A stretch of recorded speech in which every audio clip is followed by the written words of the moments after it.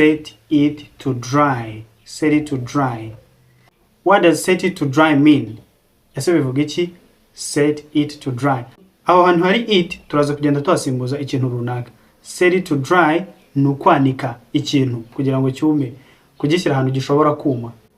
Urugero, after washing the dishes, please set them to dry.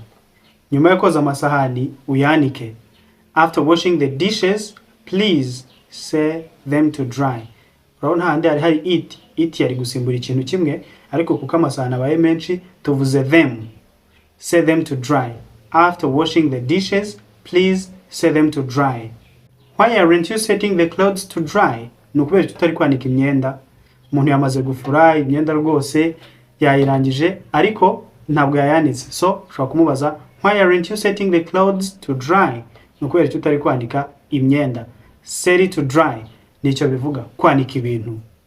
Ushobora kubyanika ku zuba cyangwa ukabishyira ahandi hantu bishobora kubona umuyaga hanyuma bikaba dry. Set it to dry.